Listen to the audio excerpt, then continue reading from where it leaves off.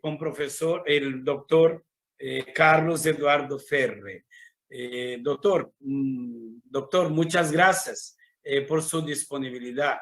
Pedimos a Rodrigo, por favor, que abra el micrófono del doctor Carlos Ferre.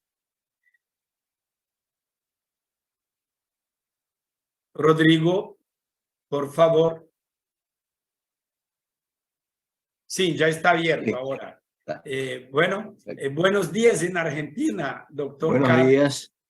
Muchas gracias por haber aceptado a colaborar con nosotros en este congreso internacional realizado en conjunto entre el Instituto de la Familia Juan Pablo II de Roma, nuestra universidad aquí de Río, la COCTE, el CELAM, la CNBB, y con tantas participaciones aquí y con grupos. Nosotros tenemos distintos grupos, sea en Roma que aquí, en Brasil. En Brasil tenemos dos con más de 100 personas cada uno. Entonces la participación incluso igualmente por YouTube. Muchas gracias por su disponibilidad. El doctor Carlos va a hablar sobre el tema de la familia en el espacio público desde la concepción de la doctrina social de la Iglesia, a partir de esta concepción que es de la doctrina social de la Iglesia. Es laico, casado, y tiene 4 hijos y 8 nietos. ¿Listo, doctor? Así es. Muchas gracias. Bueno, es abogado, es mediador, es magíster en doctrina social de la Iglesia. Tiene varias publicaciones autorales y coautorales, sean de libros, sean de artículos, capítulos. Es exdiputado provincial y diputado nacional en Argentina. Esto debe aportarnos una colaboración.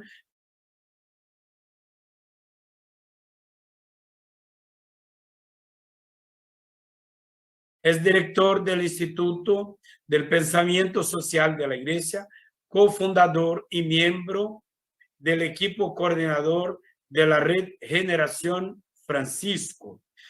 Después de seguro va a decirnos si esta es una generación que nació a partir de un deseo de colaborar con el pensamiento de Papa Francisco también. Es cofundador y miembro del equipo coordinador de la red laical latinoamericana, que creo es América Latina y el Caribe, entonces toda nuestra realidad. Profesor, una otra vez, muchas gracias por su disponibilidad. Yo hoy puedo decir, como para los otros, que desde la primera vez que entré en contacto con el doctor Carlos Eduardo Ferre, nos ha dado su disponibilidad. Entonces, muchas gracias, vamos a escucharlo. En un español, yo creo que lo más español entre todos los otros, porque los otros dos, aunque dominen perfectamente el español, pero usted es nativo, entonces esto ya cambia. Muchas gracias, doctor, a usted la palabra. Bueno, muchas gracias por la invitación, a los organizadores, por invitarme a participar de tan prestigioso encuentro, con gente tan importante.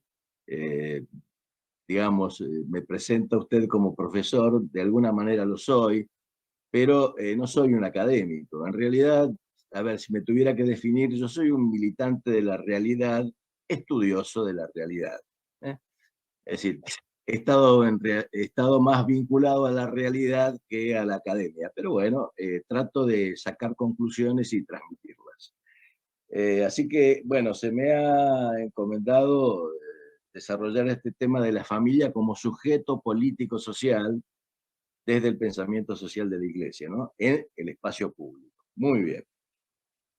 La familia, como todos sabemos, a lo largo de los siglos ha experimentado una serie de transformaciones, producto de los distintos procesos civilizatorios y también a veces de ataques deliberados por parte de conjuntos, digamos, deliberados y que como parte del conjunto de otras instituciones de la sociedad ha sufrido embates que han pretendido destruirla o debilitarla.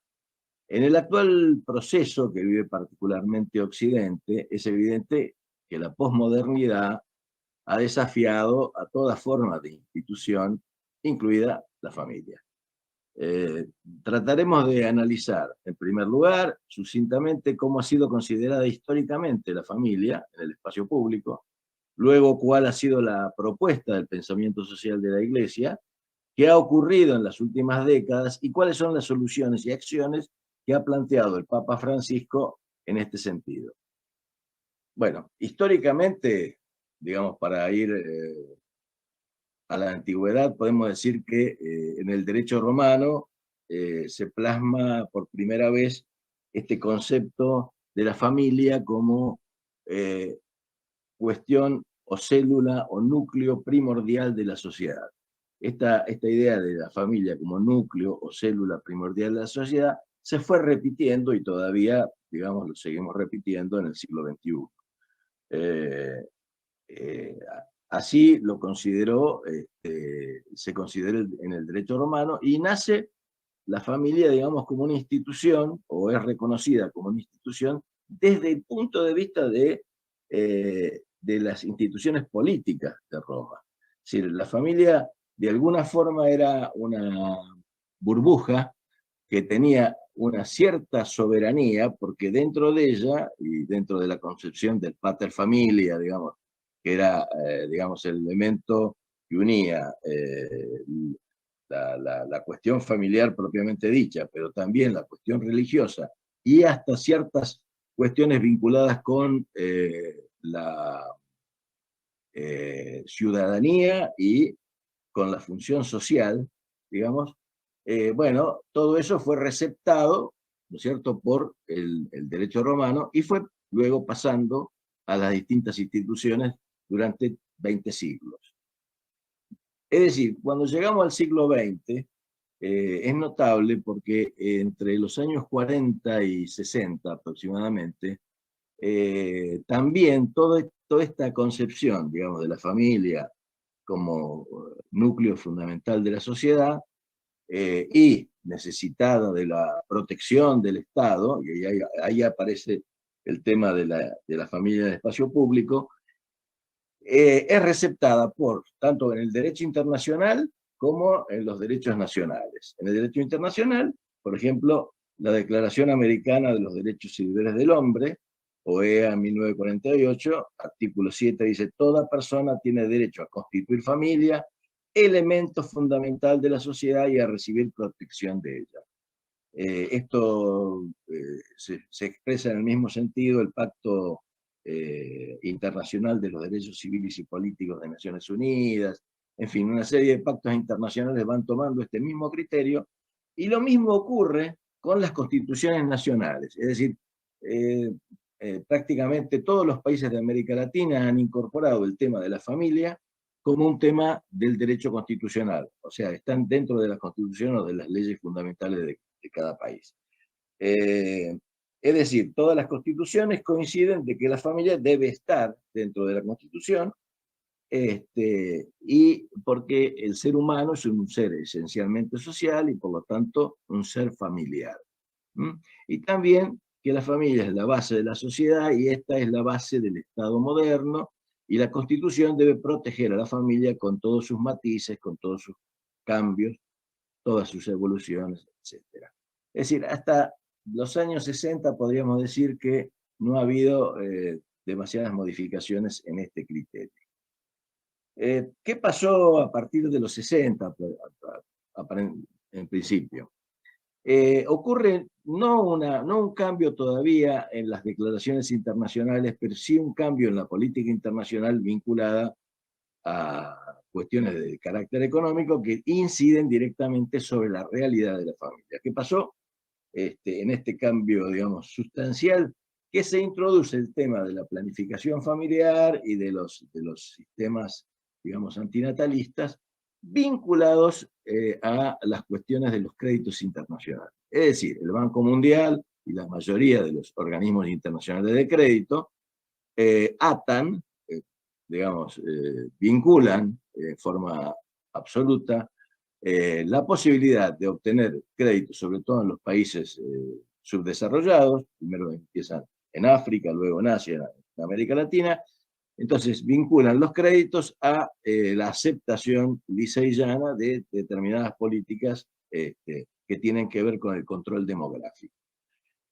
Hay un famoso informe del señor Kissinger del año 74, que supongo que muchos lo conocerán, que donde lo dice expresamente e inclusive, digamos, de alguna manera, percatándose de que puede tratarse de una medida que revele las intenciones imperialistas de los Estados Unidos, en fin, aconseja de qué manera se puede presentar la cuestión como para que quede más vinculada al desarrollo y no tanto al control, digamos, poblacional, que era un tema que en ese momento le preocupaba a los Estados Unidos. ¿Cuál es el pensamiento social de la Iglesia, digamos, y dónde aparece? Sobre el tema de la familia como sujeto social y político en el espacio público. ¿Dónde aparece? Yo creo que aparece, en principio, aparece en el Vaticano II, porque hasta ahí las dos encíclicas que había habido sobre la familia, una de Pío XI y otra de León XIII, se referían a los temas internos, digamos, de la familia. Entonces, en el Concilio Vaticano II se empieza a decir que el bienestar de la persona y de la sociedad humana y cristiana está estrechamente ligado a la prosperidad de la comunidad conyugal y familiar. Y más adelante dice, la actual situación económica, social y psicológica y civil son origen de fuertes perturbaciones en la familia. Es decir, empieza a destacar que una serie de problemas de carácter económico, psicológico e inclusive de las leyes civiles empiezan a tener o ser el origen de fuertes perturbaciones en la familia. Destaca, el punto 52 de Gaudium Spes, destaca que la familia es la escuela más rica de humanismo, cosa que se venía destacando siempre desde la doctrina, ¿no es cierto? Y también digamos, se debe contribuir eficazmente al progreso del matrimonio y la familia, y que el poder civil ha de considerar obligación suya sagrada reconocer la verdadera naturaleza del matrimonio y de la familia, protegerla y ayudarla, asegurar la moralidad pública y favorecer la prosperidad doméstica. Estas son, digamos, sucintamente las apreciaciones que se producen en Gaudium Spes, en el Vaticano II, donde se empieza a introducir este tema, pero donde, digamos, en el pensamiento social de la Iglesia, yo diría que se toma como momento fundamental, es en la década del 80. ¿Por qué? Porque en la década del 80 se convoca un sínodo de la familia, del cual luego va a resultar un nuevo documento, la Exhortación Apostólica Familiaris Consortio, año 82, 81, donde se habla concretamente de la familia como sujeto social y político. Y esto aparece con toda claridad. Es decir, la reivindicación de la familia como sujeto social y político aparece en el pensamiento social de la Iglesia, no en el pensamiento, pues posiblemente, digamos, había autores y la experiencia de la comunidad ya lo venía diciendo, pero receptado por el pensamiento pontificio recién en ese momento, que es la exhortación apostólica Familiaris Consortio, ¿no es cierto? Es decir, yo creo que ya ahí, de alguna manera, los padres conciliares venían viendo cómo venía el proceso, y ahí, digamos, ya el proceso estaba muy avanzado acerca de la situación en que iba a vivir la familia, y estaba también muy avanzado este proceso nuevo que se abría de la globalización, etcétera, y entonces, y los cambios culturales que iba a haber, y entonces la Iglesia decide, digamos, reivindicar este tipo de derechos, que luego, inclusive, hace un paso más, que es la Carta de Derechos de la Familia, que se publica en octubre del 83, de 1983. ¿Qué es la Carta de los Derechos de la Familia?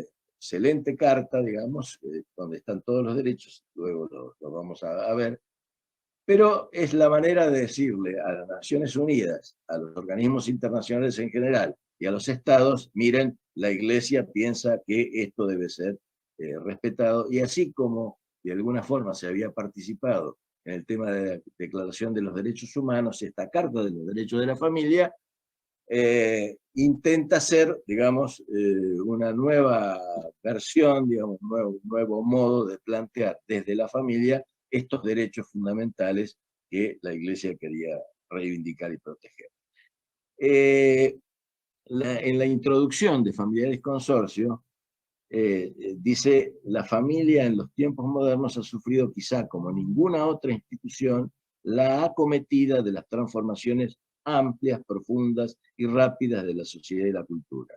Y agrega, es un momento histórico en que la familia es objeto de muchas fuerzas que tratan de destruirla y deformarla. Bueno,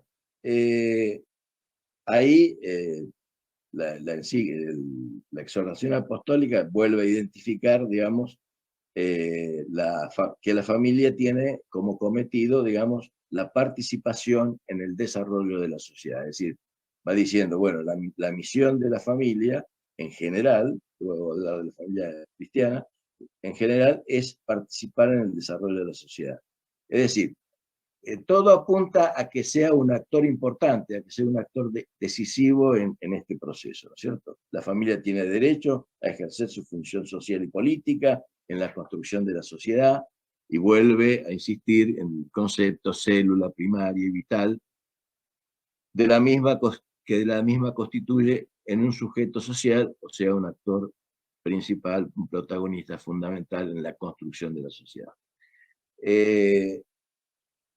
Bueno, luego tiene una apreciación acerca de lo que la familia cristiana debe hacer en este sentido, y específicamente en lo que atañe a la vocación de la familia cristiana. El Papa dice, la familia cristiana tiene como una de sus misiones la participación en el desarrollo de la sociedad. O sea, aparte de reivindicar el derecho, le dice a las familias cristianas, miren, esta es una misión propia de la familia constitución, ¿no es cierto?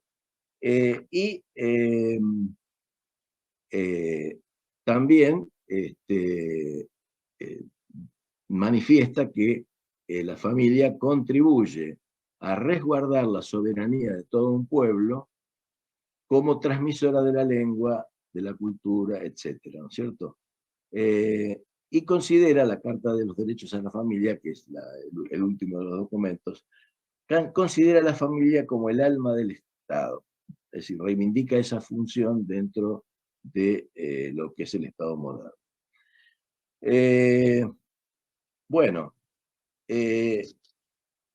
luego analiza la exhortación apostólica y luego la Carta de los Derechos de la Familia,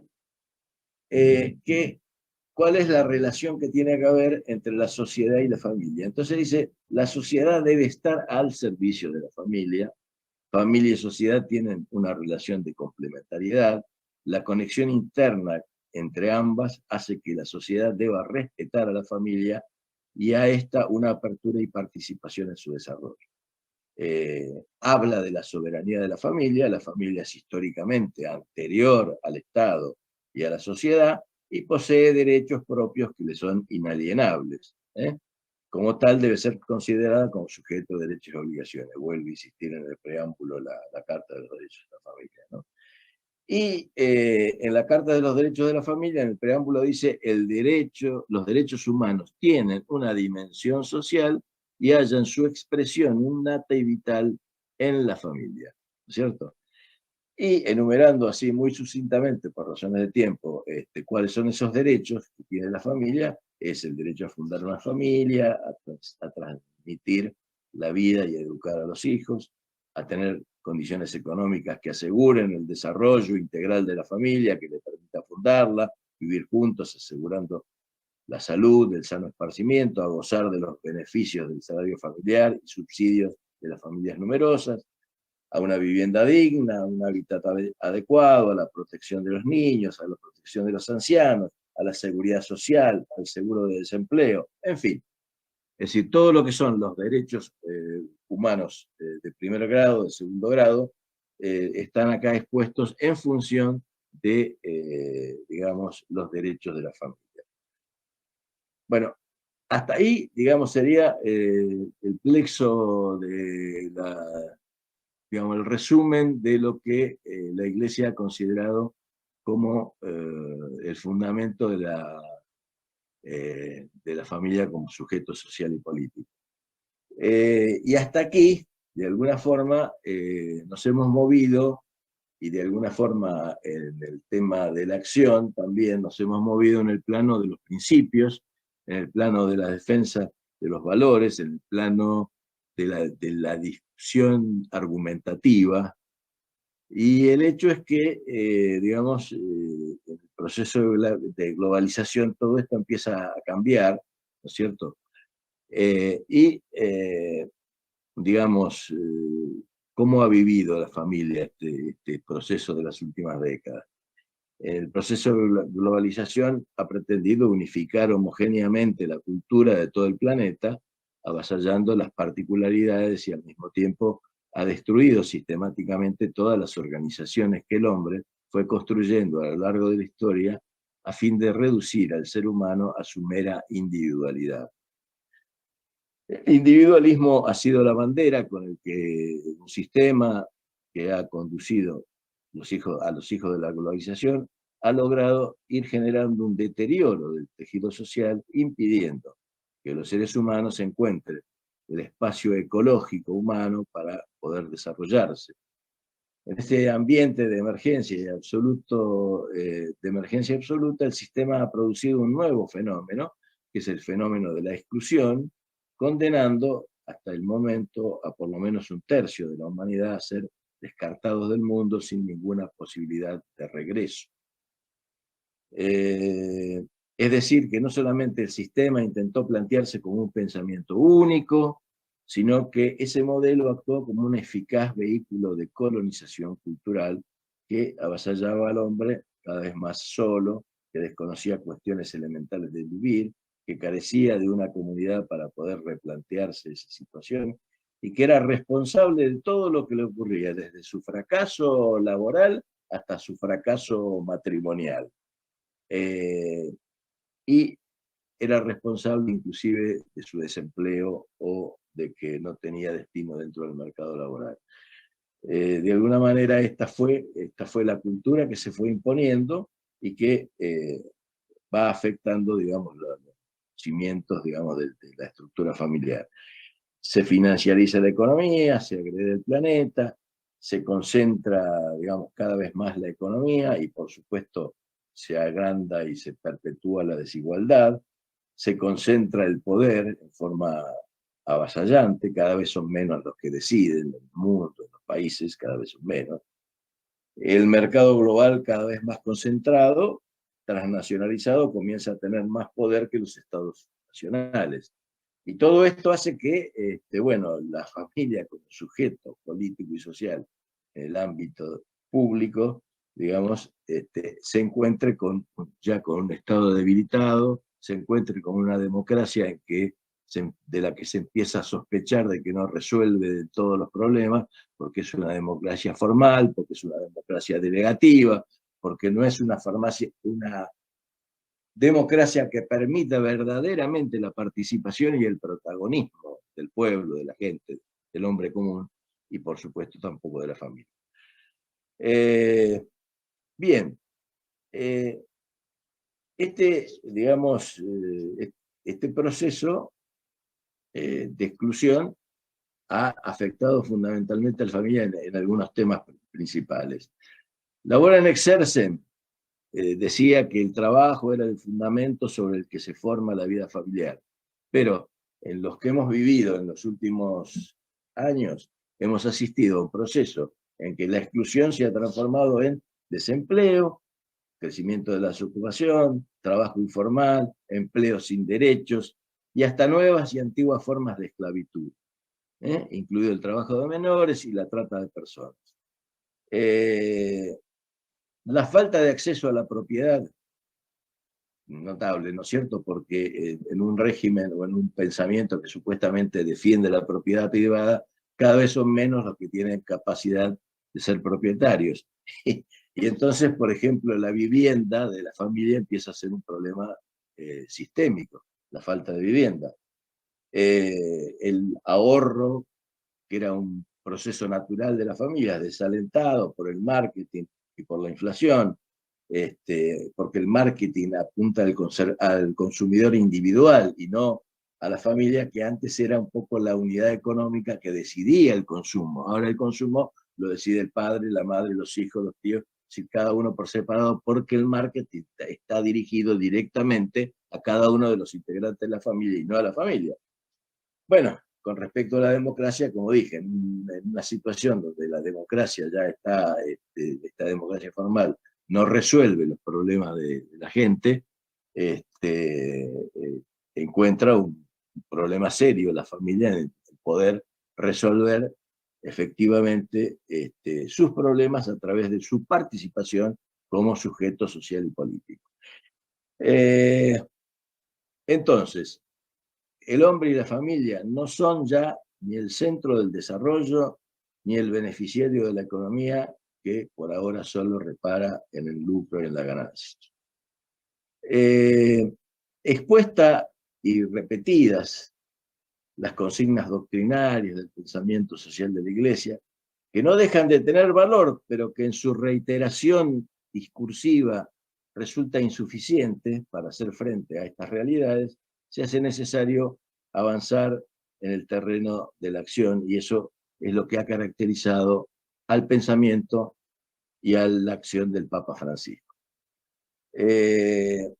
Y creo que haciendo un análisis acerca de los documentos y acerca de las acciones que ha provocado, podríamos señalar, digamos, que todo lo que Francisco dice de nuevo dentro del pensamiento social de la Iglesia es que ese pensamiento tiene que transformarse en acción, porque si no se transforma en acción, no sirve, no resulta útil, digamos, como forma de evangelización, como forma de poner al reino de Dios efectivamente en la historia, que esta es nuestra tarea, ¿no es cierto? Entonces, tanto en Evangelii Gaudium, al que dedica un capítulo entero la dimensión social de la evangelización, el capítulo 4, ¿no es cierto? Va desarrollando Francisco esta idea de que desde el corazón del Evangelio reconocemos la íntima conexión que existe entre evangelización y promoción humana, que necesariamente debe expresarse y desarrollarse en toda acción evangelizadora.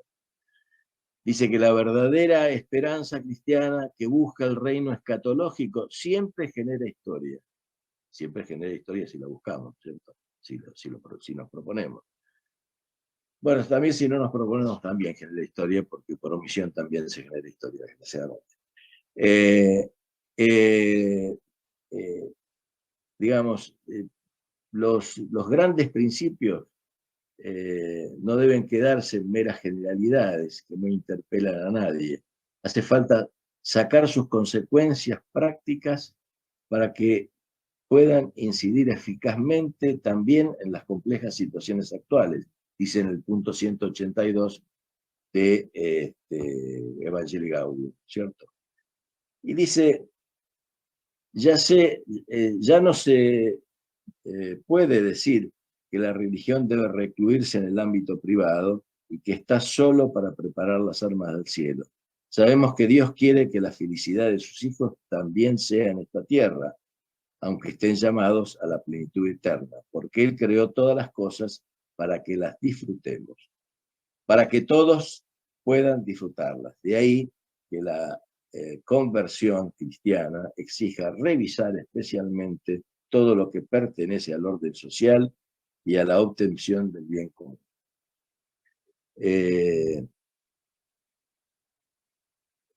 Insiste en que todos los cristianos, también los pastores, están llamados a preocuparse por la construcción de un mundo mejor.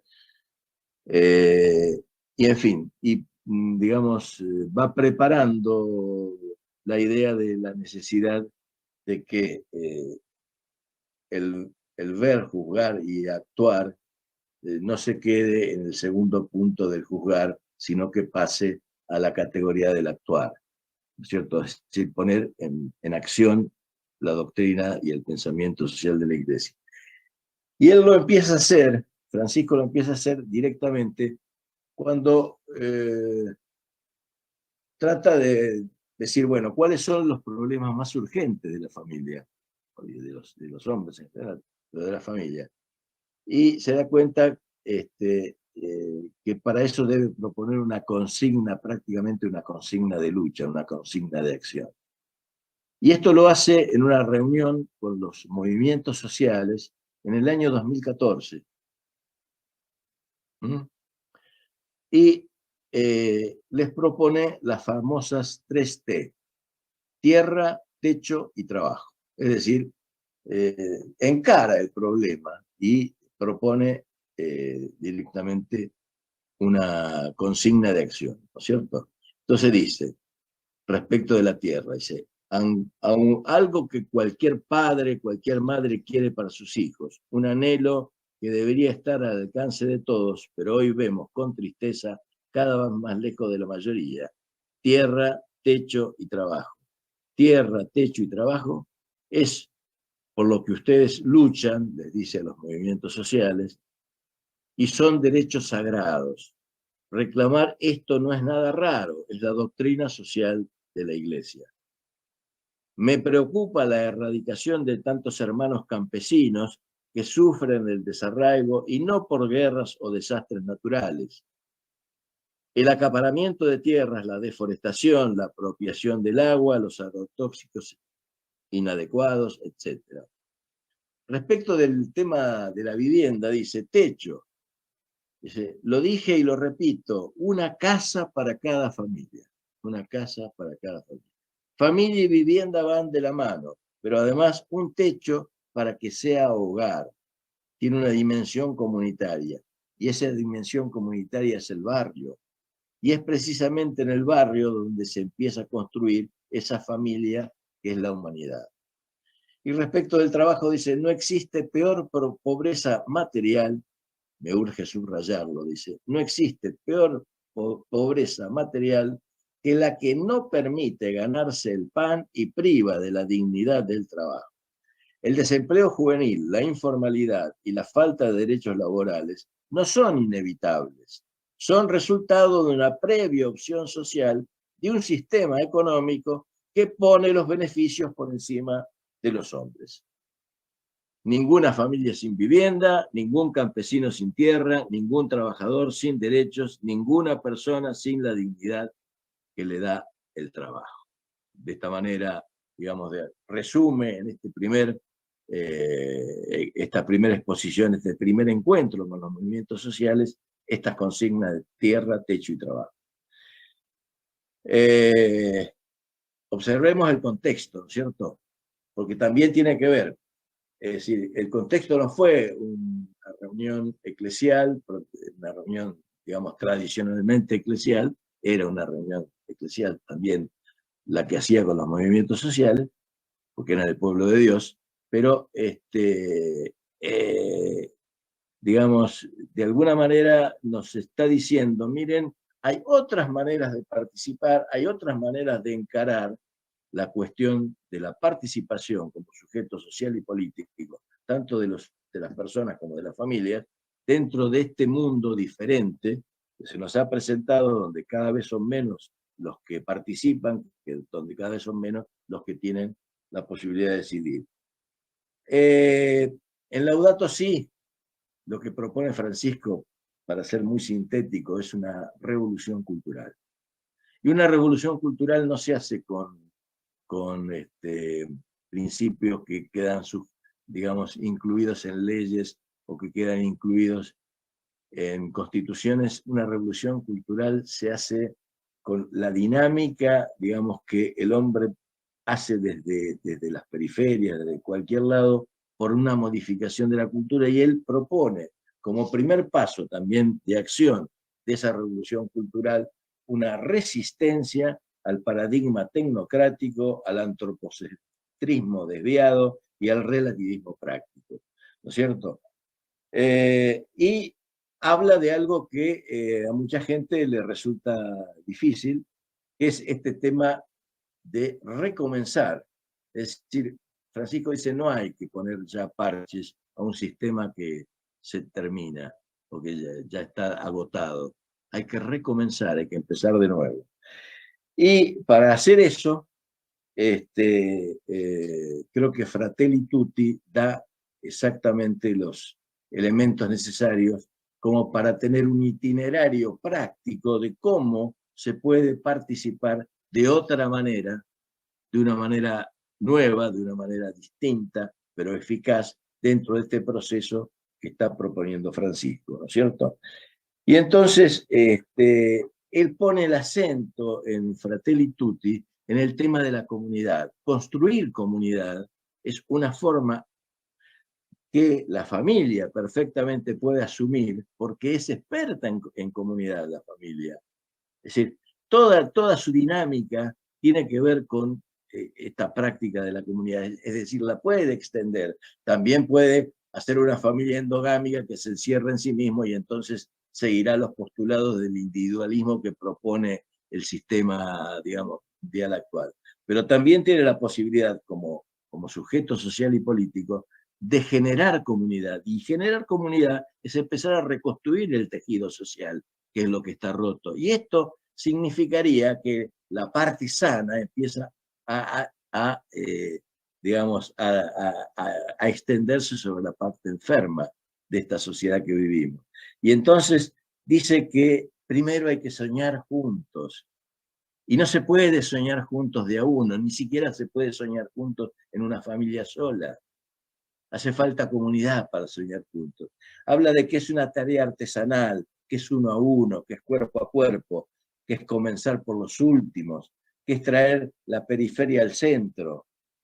Es decir, todas cosas que la familia está capacitada para hacer, cualquier familia está capacitada para hacer.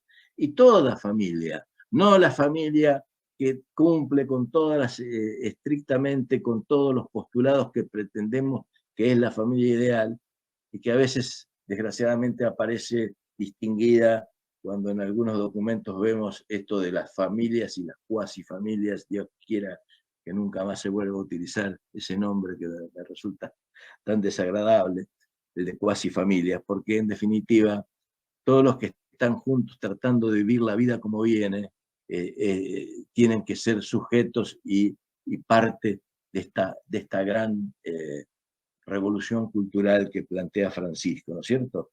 Y plantea que hay que tener confianza en el pueblo, ¿no es cierto? Y que hay que tener siempre presente la trascendencia del objetivo de que el trabajo tiene que ser para todos. Los derechos, como la libertad, se ejercen o no son derechos. Los derechos o se ejercen o no son derechos. ¿Tenemos derecho la familia a ser sujetos políticos? Sí, tenemos derecho. ¿Podemos hacerlo? Sí, por supuesto que podemos hacerlo. Y hay un camino concreto para hacerlo, que digamos, se podría desarrollar mucho más, pero no puedo. Construir comunidad de la manera, digamos, que decía recién. Es una decisión. Y termino con unas palabras que decía Francisco. Cada día se nos ofrece una nueva oportunidad, una etapa nueva. No tenemos que esperar todo de los que nos gobiernan porque sería infantil. Gozamos de un espacio de corresponsabilidad capaz de iniciar y generar nuevos procesos y transformaciones. Solo falta el deseo gratuito, puro y simple de querer ser pueblo, de ser constantes e incansables en la labor de incluir, de integrar y de levantar al caído. Gracias. Muchas gracias, profesor doctor Carlos Eduardo Ferré. Escucharlo así, con una clareza muy grande, sea de la doctrina, pero sobre todo en la realidad de la vida, nos alegra mucho. Bueno, si pensamos al presente, a la realidad de la familia, en el mundo. Podríamos decir la realidad de la familia en América Latina, el Caribe, pero de seguro en el mundo, con tantos desafíos, sobre todo si tenemos presente las últimas décadas, como nos decía usted, y a este momento que Francisco llama de cambio de época, y no solo de época de cambios, con todos los cambios que tenemos, pero también un cambio de épocas. Los desafíos, los retos seguramente que se ponen a la familia, algunos incluso muy duros, como nos decía usted, en esta realidad de la familia pública, o sea, una vida pública, una vida concreta, nacionalmente, internacionalmente. Son desafíos muy grandes. Si todas las familias tienen, como decía usted, que estar dentro, y me parece que están dentro de las constituciones de los más distintos países de América Latina. Y nosotros, sea Caribe, América Latina y todo esto, nosotros tenemos la realidad de la doctrina social de la Iglesia. Entonces, la primera pregunta sería, si la realidad concreta existe, si la doctrina existe, entonces, ¿cómo trabajar o hacer un trabajo en conjunto entre la sociedad, como decía el Papa Juan XXIII, con todas las personas de buena voluntad? Entonces, ¿cómo realizar un trabajo para el bien de la familia, respetando, es claro, todas las formas distintas, las realidades distintas de las personas que tenemos otros? Por ejemplo, me viene a mi mente, a mi cabeza, la realidad de tantas familias pobres, conducidas casi siempre solo por mujeres, como las tenemos en la realidad de las favelas de Río, de todo el Brasil, yo creo que sí en el mundo. Mujeres que llevan adelante la vida personal, la vida familiar, trabajo, con doble jornada en casa, bueno, un trabajo para mantener su familia. Entonces, ¿cómo realizar un trabajo para el bien de la familia en una realidad con realidades así tan distintas? Si la doctrina nos ayuda, si las constituciones de los más distintos países dicen que la familia es un bien. Bueno, por eso decía que en esta etapa de cambio de época, una cosa que ha quedado claro es que ya las constituciones, las leyes fundamentales, etcétera, no tienen, digamos, poder de hacerse realidad por sí mismo. En todo, por ejemplo, el derecho al trabajo también está en todas las constituciones y sin embargo hay cada vez más desocupación, ¿no es cierto? Entonces no se trata, o, por ejemplo, decir que yo soy un ciudadano que decido los destinos de mi país, no es cierto, no es verdad. Aunque haya elecciones cada 2 años, no es cierto. En la realidad no es cierto. Muy difícil. No es, directamente no es cierto porque el sistema está armado para que no sea cierto. Es decir, las oligarquías siempre han tratado de controlar, digamos, todos los procesos, y siempre encuentran una forma, digamos, de que las minorías gobiernen por encima de las mayorías. Y entonces tienen el Fondo Monetario Internacional, tienen miles de recursos para obligar a los estados y a los países a ser dependientes, y algunos quieren luchar por su independencia y otros tal vez se acostumbran a ser dependientes. En fin, esta es una pelea. Ahora, es interesante el tema que me propone, porque, por ejemplo, quiero poner un ejemplo de mi país, que hoy estamos justamente celebrando el 25 de mayo, nuestra fecha patria. Hoy comenzamos en Bueno, 1810, felicitaciones. en 1810 comenzamos este proceso de independencia que todavía no hemos terminado, que desgraciadamente todavía no hemos terminado. Pero bueno, decíamos, usted hablaba de las familias, por ejemplo, tantas familias donde la jefa de familia es mujer, ¿cierto? Claro. Madre. Y yo digo que esto digamos, tenemos que ser observadores de lo que pasa realmente. decía Francisco en Laudato Si, tener una nueva mirada. A veces nuestra mirada está oscurecida por sistemas ideológicos, inclusive buenos sistemas ideológicos, pero que tienen como esclerotizada, digamos, la manera de la sorpresa, ¿no es cierto?, de sorprenderse, como decíamos antes. Y entonces, por ejemplo, acá durante la pandemia, las mujeres tuvieron un rol fundamental. ¿Por qué? Porque en la mayoría de los barrios pobres, de los barrios populares, usted decía, las favelas, no solamente de las favelas, incluso de los barrios populares de acá del Gran Buenos Aires, millones de personas viven. Si no hubiera sido por las madres, por las jefas de familia, que tomaron a su cargo, digamos, como corresponde, como creía que le correspondían, la alimentación y el control de la salud de sus hijos y de sus barrios.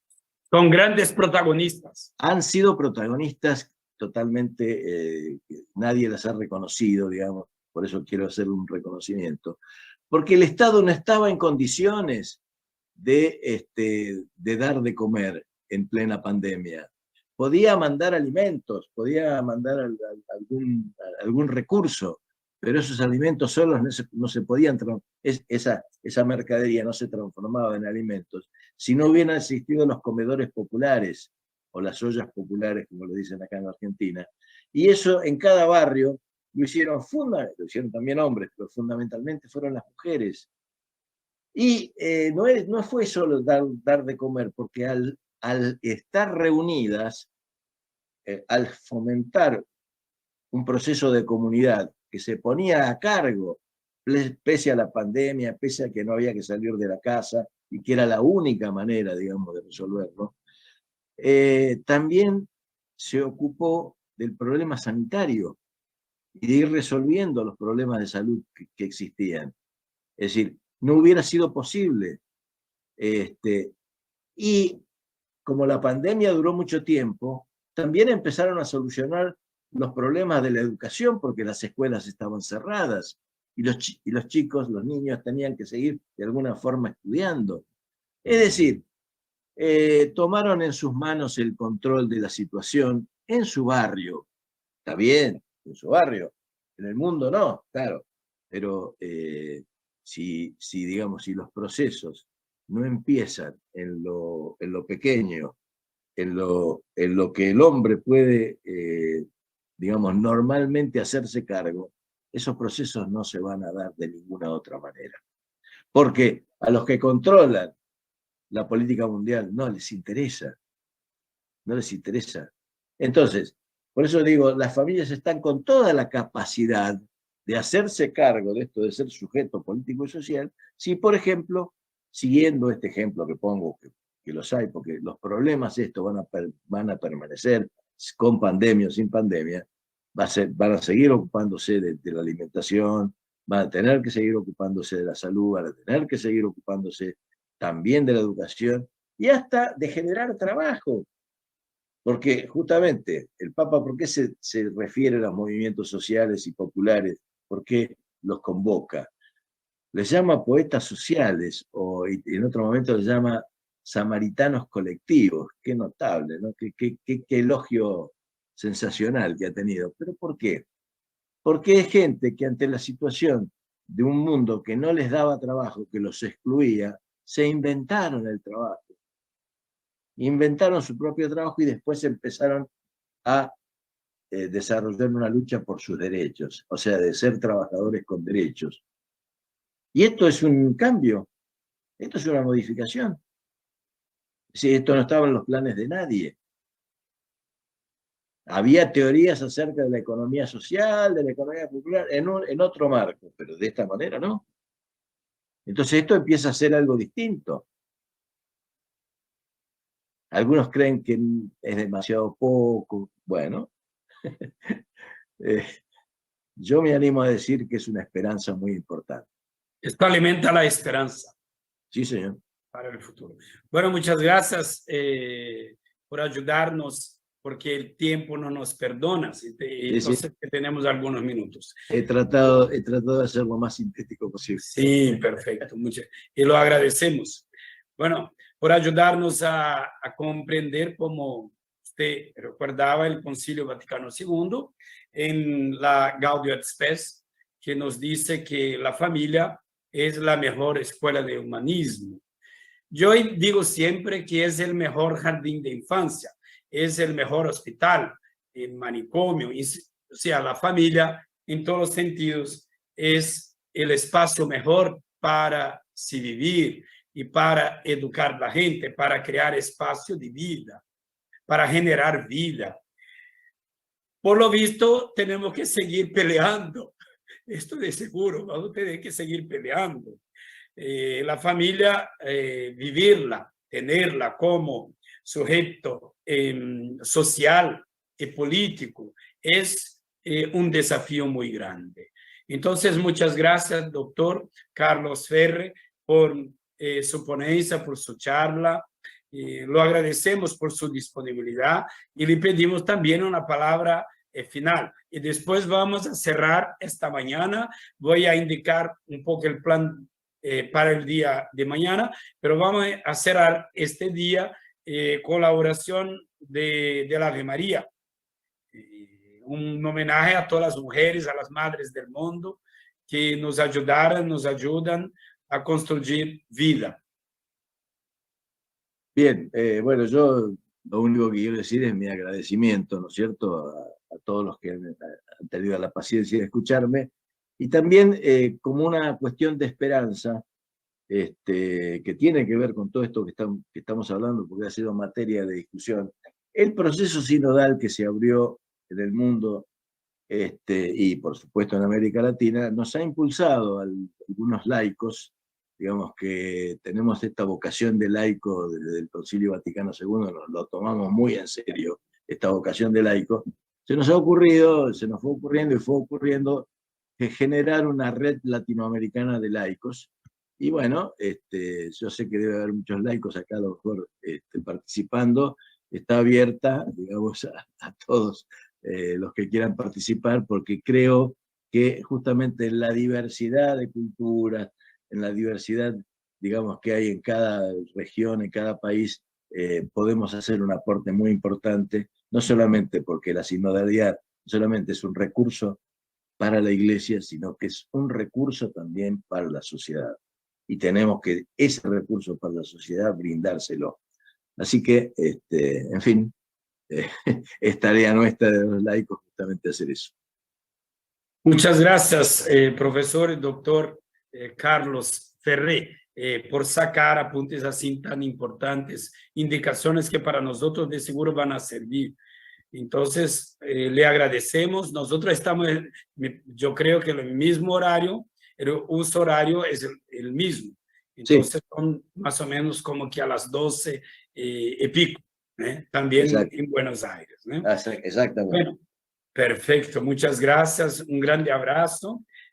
Bueno, yo espero encontrar a usted también, porque estaré en Buenos Aires para el encuentro de la COP, el encuentro continental, que vamos a celebrarlo al final del mes de agosto, en la UCA, entonces en la capital. Sí.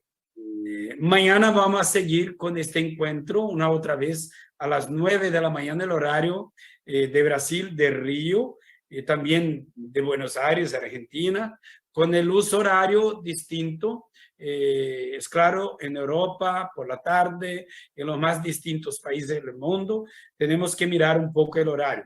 Vamos a escuchar un saludo del cardenal José Tolentino Mendonça, el actual prefecto para el Dicasterio de la Cultura y para la Educación, y vamos a tener 3 charlas con Wilfredo, Isabel y Vicenzo, y será moderada la mañana por el presbítero Felipe Bordayan, que es el presidente del Instituto de la Familia Juan Pablo II. Invito a todos ahora para que recemos juntos el Ave María, pero en castellano, en español. En el nombre del Padre, del Hijo y del Espíritu Santo. Amén. Dios te salve María, María, llena eres de gracia, el Señor es contigo.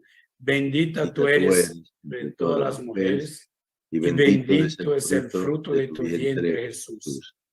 Santa María, Madre de Dios, ruega por nosotros, pecadores, ahora y en la hora de nuestra muerte. muerte.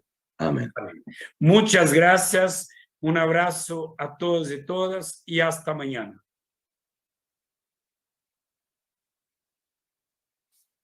Que la Virgen nos bendiga a todos y todas. Rodrigo, pode abrir o microfone de todo mundo. Professor Carlos, eu estarei aí para comer um chuletão e tomar um pouco de vinho também. Rodrigo, pode abrir de todo mundo? Tá liberado, padre. É só... O pessoal pode abrir, então. Está todo mundo liberado, gente. Lo espero en agosto. Hasta agosto.